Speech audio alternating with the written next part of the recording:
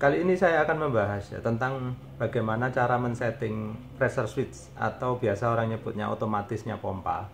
Nah, ini sehubungan dengan sebetulnya di video saya sebelumnya tentang mengatasi pompa cetak-cetok. Itu ada beberapa orang yang katanya kalau ngatasi pompa cetak-cetok setting aja pressure switch-nya atau otomatisnya udah beres gitu.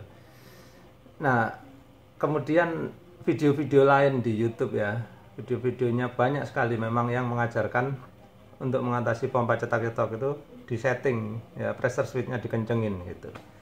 Nah, yang menjadi perhatian saya adalah kawan-kawan ini kemungkinan ya itu tidak mengetahui resikonya ketika mereka men-setting itu menjadi lebih kencang. Resikonya apa?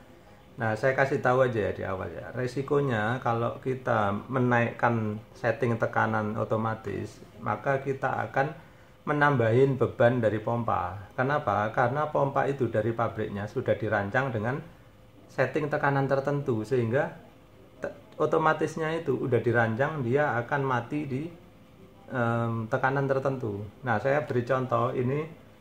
Pompa saya itu seperti ini. Nah, dia ada tekanan matinya kan 1,8 kg. Nah, kalau kita mau nyeting, kita harus pastikan bahwa kita tidak melebihi kemampuan pompa ini. Kalau kita melebihi kemampuan pompa ini, maka pompa bebannya lebih berat. Kalau udah berat ya dia akan lebih panas nantinya. Nah, kemungkinan ya nggak akan tahan lama, mungkin setahun udah rusak atau mungkin bahkan lebih cepat. Nah, tapi kalau kawan-kawan bilang, enggak, punya saya awet kok gitu.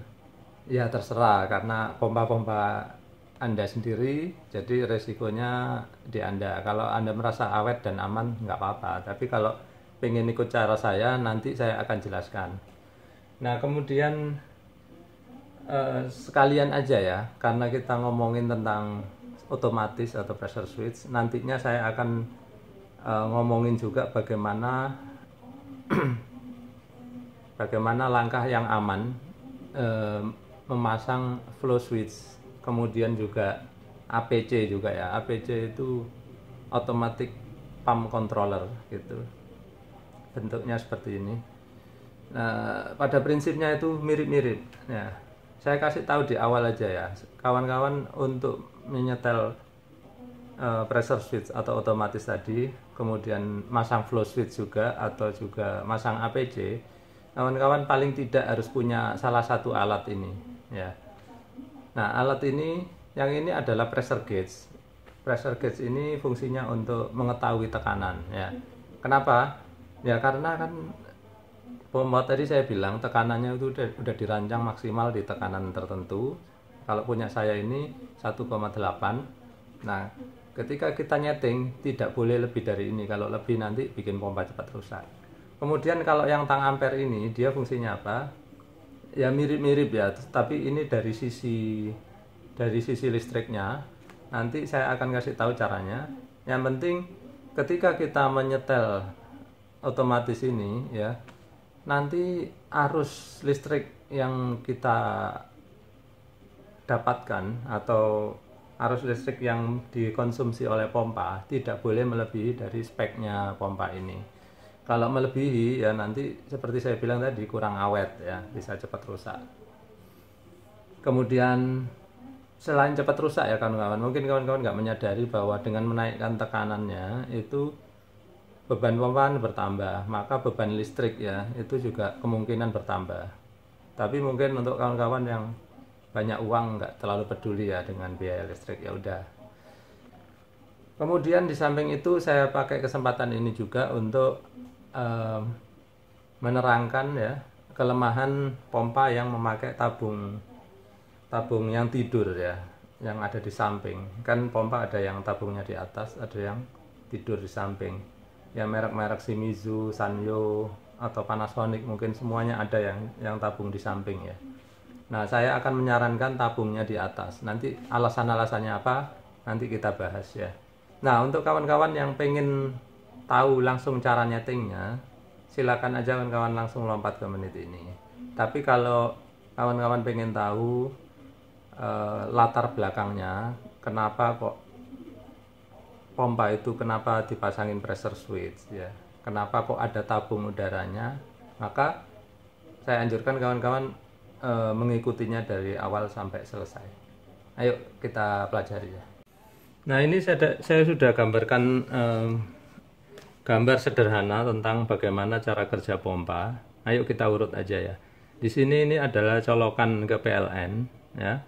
Nah, di sini saya masih belum bikin rangkaian otomatis. Anggaplah ini rangkaian dasarnya pompa dulu. Jadi PLN kita colokkan truk sehingga kita dapat listrik. Listrik kan 2 jalur ya kawan-kawan. Kemudian listrik ini menggerakkan motor listrik di sini, atau kita sering sebutnya dinamo. Dinamo akan memutar impeller di dalam pompa. Ketika impeller berputar, maka dia akan menghisap air ya. Air dihisap dari sini. Kemudian air akan melewati ini check valve atau klep tabok, ini bawaan pompa. Semua pompa, hampir semua pompa selalu punya ini. Kemudian air akan masuk ke sini, terhisap oleh impeller, kemudian terpompa ke sini, lalu dia akan masuk ke selang ke pipa. Kemudian dari pipa ini disalurkan ke keran-keran. Nah, seperti itu. Nah, karena di sini belum otomatis, maka ketika kita mau mematikan pompa ya, kalau keran ini ditutup langsung, maka nanti motor listrik atau dinamo ini akan mengejan. Kenapa? Karena air nggak ada yang keluar, sedangkan ini berputar terus. Ibaratnya orang mendorong terus dari depan di stop gitu ya, mengejan. Nah, kalau mengejan akhirnya apa? Ini menjadi panas dinamonya, atau beban listrik di sini menjadi besar sehingga meteran berputar lebih cepat ya. Nah, kayak gitu. Nah, jalan satu-satunya kalau belum ada otomatis ya PLN terpaksa kabelnya kita cabut ya, cabut. Tapi manusia karena ingin serba otomatis, nggak ingin main cabut pasang, maka diciptakanlah otomatis atau pressure switch di sini ya kawan-kawan. Nah, bagaimana cara kerjanya? Di pressure switch ini ada kontak ya, kontak yang menghubungkan antara titik kiri dan titik kanan. Ini nanti kita akan sambungkan secara seri dengan kabel yang masuk ke dinamo ini. Nah, coba ya kita sambungkan ya. Begini caranya ya kawan-kawan. Salah satu kabel itu diputus. Kawan-kawan ini bisa dilihat sendiri di pompanya. Pasti kayak gini rangkaiannya. Diputus ini yang salah satunya, terus ini dilewatkan ke sini satu kabel. Satu kabel dia lewatkan di sini. Nah, seperti itu. Nah, sekarang kita sudah memiliki otomatis atau pressure switch ini. Kita lihat bagaimana cara kerjanya ya. Ketika kita ulang lagi dari awal, PLN kita colokkan truk gitu ya. Kemudian listrik masuk satu, terus yang satu lagi masuk nggak, kita lihat. Nah, karena ini ada merah penghubungnya ini ya. Ini kontaknya. Dia nyambung. Nah, akhirnya dua-duanya PLN ini nyambung ke sini ya jalurnya ya, sehingga dia bisa berputar. Gitu, menghisap air, memompa ke sini. Nah, keran terbuka ya, air dipakai. Kemudian orang sudah berhenti memakai air, maka ditutup lah. Tutup, dua-duanya tutup. Nah, akhirnya di sini tekanan naik ya. Seperti saya bilang tadi, mejan. Tapi kali ini mejannya terbatas ya. Mejannya itu sampai ke setting tekanan ini. Setting tekanan ini kita anggap aja dia 1,8 seperti contoh pompa saya. Ketika dia mencapai 1,8 kilo, maka tekanan dari sini ya, air kan menekan ke segala arah ya ketika ditutup. Di sini juga ditekan, akhirnya dia mendorong plat ini biar naik tak gitu. Karena di sini ada pernya ya, maka dia bisa naik tak. Setelah dia naik, saya coba gambarkan dia naik ya.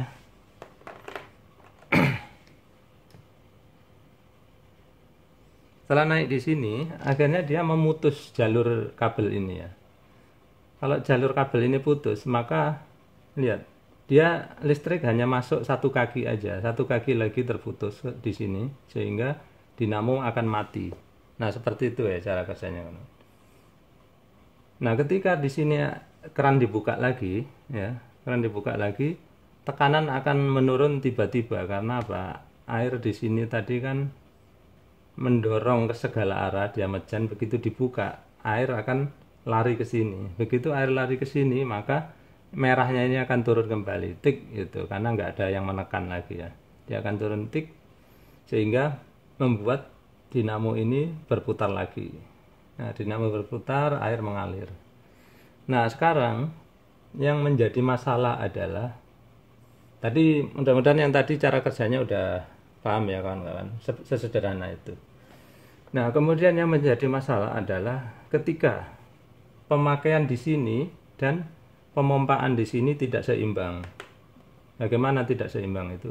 Misalkan ya, saya buat contoh. Namanya pompa itu dia punya kapasitas sendiri. Kenapa? Karena di sini putarannya kan konstan ya, atau putarannya tetap. Jadi kalau dia putarannya tetap, maka dia punya aliran, anggaplah misalkan 2 liter per detik ya. Nah, sedangkan kita kan tidak bisa menjamin bahwa di sini alirannya selalu 2 liter per detik. Anggaplah satu keran ini 1 liter per detik.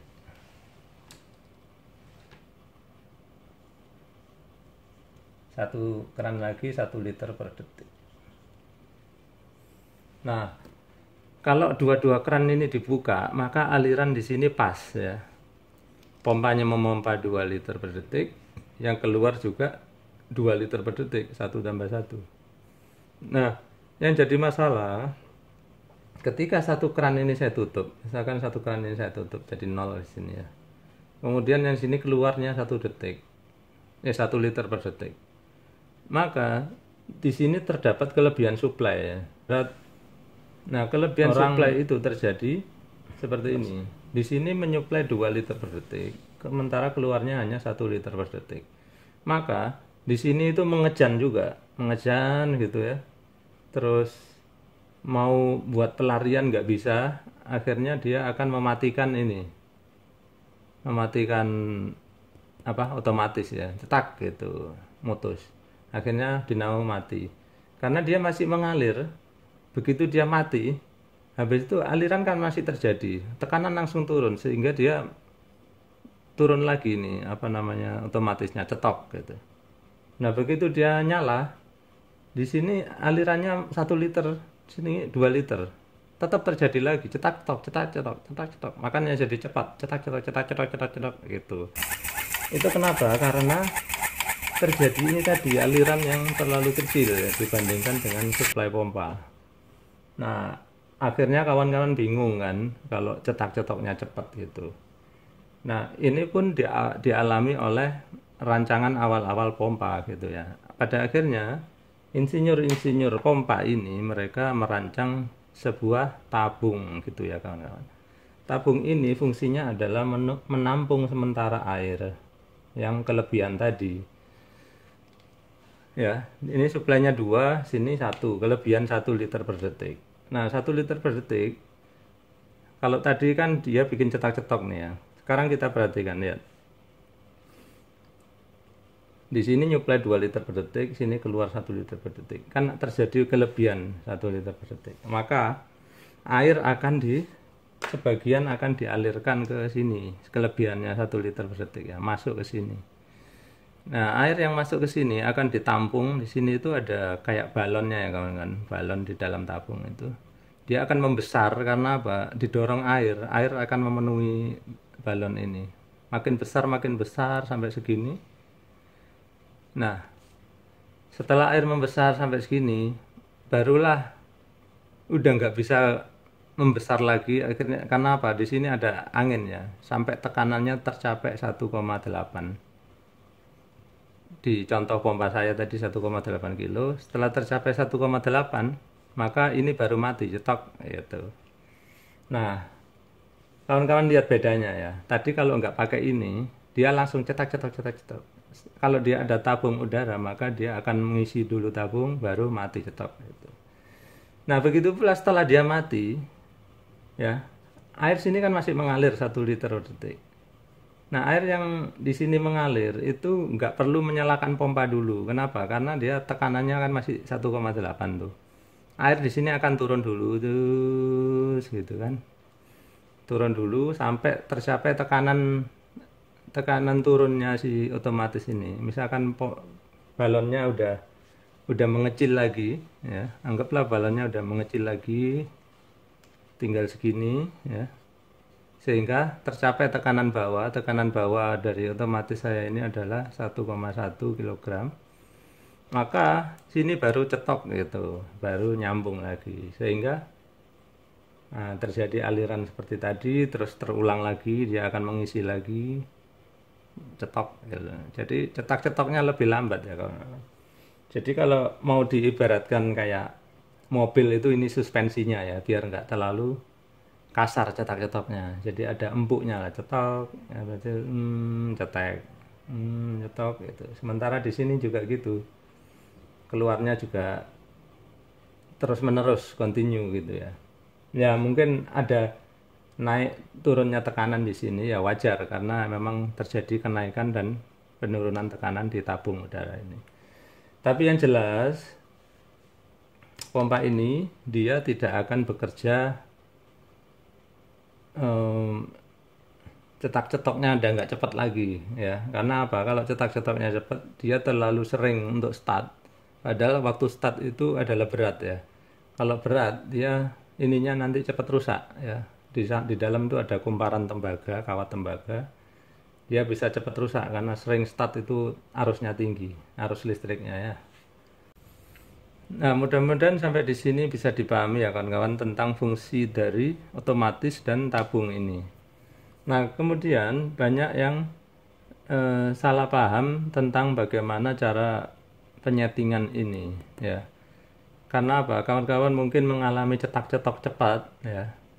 Nah, yang dari tadi menyimak tahu kan bahwa cetak-cetok cepat itu karena apa? Karena nggak ada tabung ini, atau kedua punya tabung ini tapi tabungnya terisi penuh air. Nah, airnya udah penuh. Ini nggak ada gunanya ya kan kawan. Kalau tabungnya terisi penuh. Tabung ini kawan-kawan coba lihat. Kalau tabungnya itu bawaan dari pabrik ya, itu dia sudah diisi dengan tekanan udara atau kadang diisinya nitrogen. Nah, dalam kasus ini punya saya itu udah berisi 0,9 kg fosfor. Ini.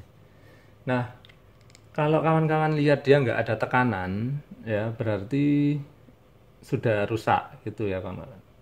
Nah kalau ininya rusak, ya ininya yang diganti atau diperbaiki ya kawan-kawan. Jangan kalau ininya rusak terus kita benerin yang lain gitu. Nah itu salah ya, karena kita nanti kalau nyeting-nyeting ini asal-asalan, kita akan membuat kerja pompa lebih berat. Ya seperti tadi saya udah bahas panjang lebar di awal video ini.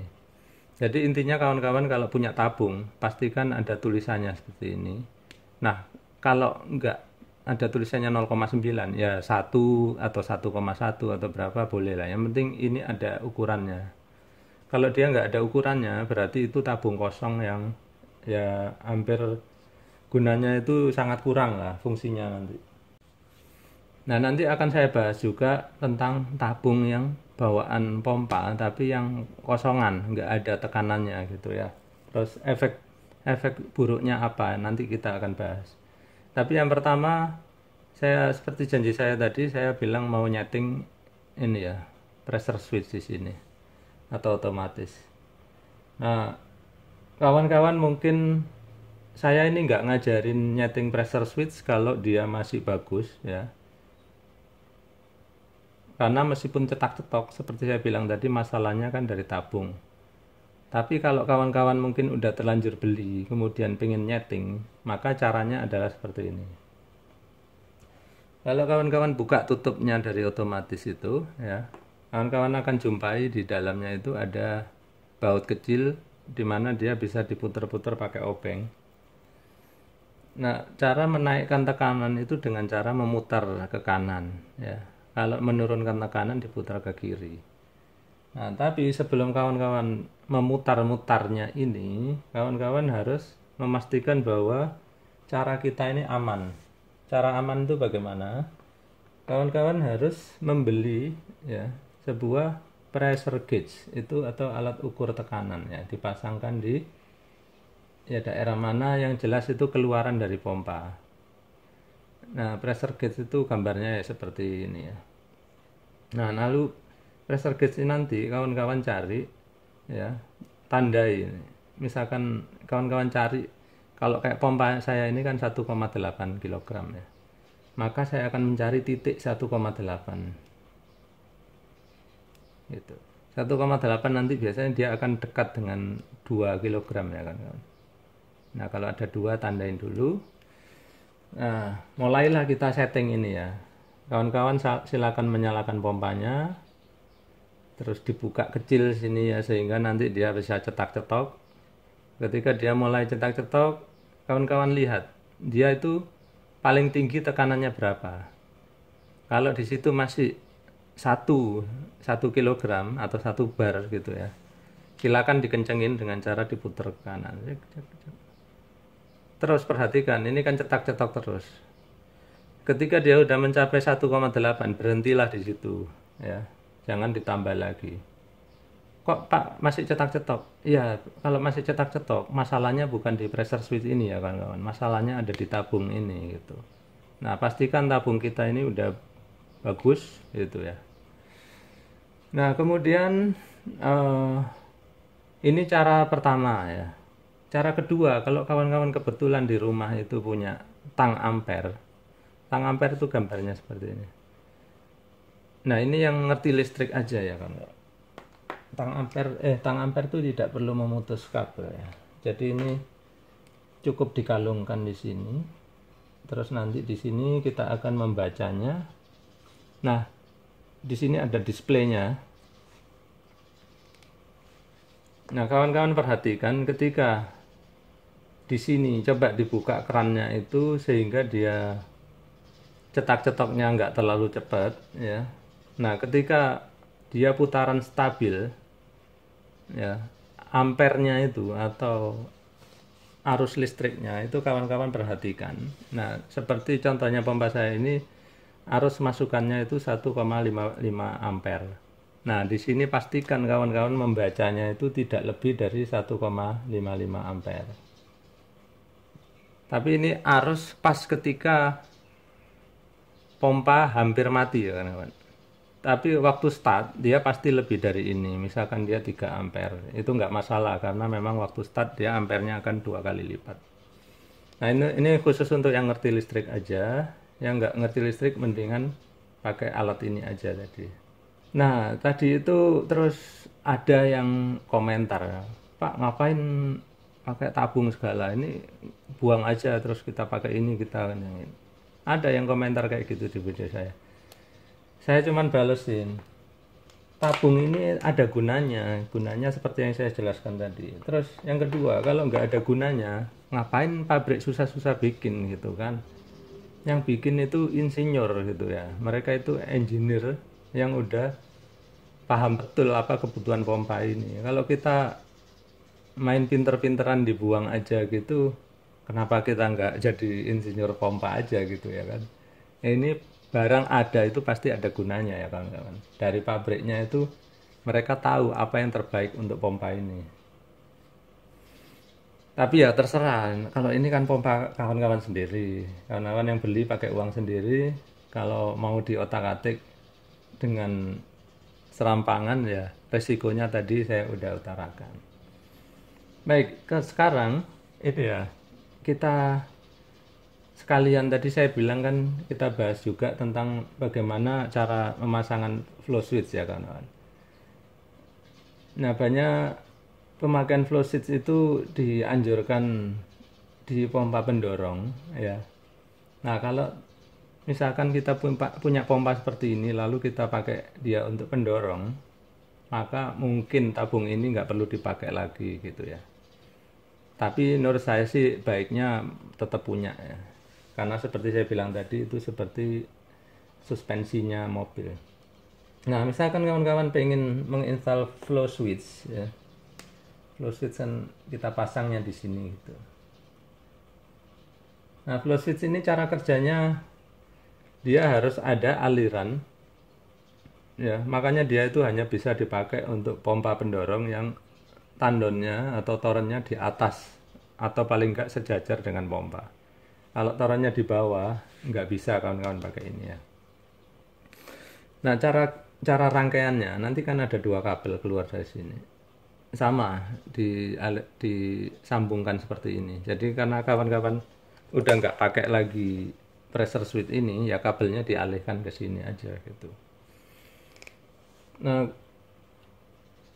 yang kawan-kawan harus ketahui ketika kawan-kawan memutuskan untuk memakai flow switch ini, maka kawan-kawan juga harus memastikan bahwa tekanan pengoperasian pompa nanti tidak melebihi spesifikasi pompa, ya. Caranya sama kayak tadi itu, kayak waktu kita nyeting ini. Kawan-kawan taruh di sini, pasangkan, kemudian amati tekanan di sini.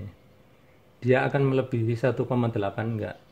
Kalau dia nggak melebihi, oke, nggak masalah ya. Tapi kalau dia melebihi, ya kawan-kawan siap-siap aja, ini nanti akan menjadi overheat ya, atau panas, atau arus masukannya jadi tinggi ya, sehingga listriknya mungkin kawan-kawan lebih boros gitu.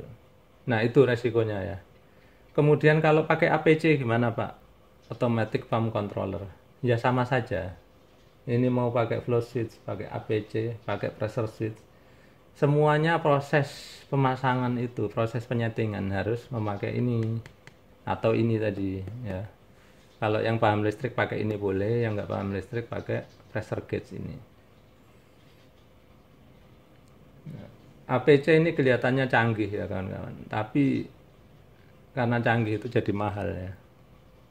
Kerjanya sih katanya enak, saya sendiri belum pernah pakai, tapi yang jelas kawan-kawan kalau mau pasang ya jangan asal pasang. Karena apa? Kita harus memperhatikan kemampuan pompa kita. Jangan sampai kawan-kawan memasang hal yang baru di sini seperti flow switch ataupun APC, kemudian malah merusak pompanya gitu ya. Pompa jadi nggak awet lagi. Nah, kemudian seperti saya tadi udah singgung ya, ada pompa-pompa itu yang tabungnya di samping ya kawan-kawan, nggak di atas seperti ini. Jadi ini kita tutup dulu ya, anggap ini nggak ada tabungnya di atas, tabungnya kita ganti di samping sini.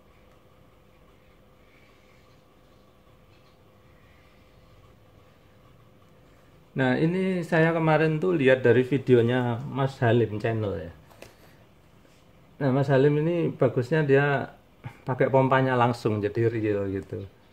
Jadi beliau udah membuktikan bahwa yang tabung di samping ini, beliau beli pompa baru Shimizu model ini modelnya. Terus ketika beliau mengetes pompanya ya, ternyata pompanya ini masih baru grass ya. Dia bongkar baru unboxing itu terus dipakai.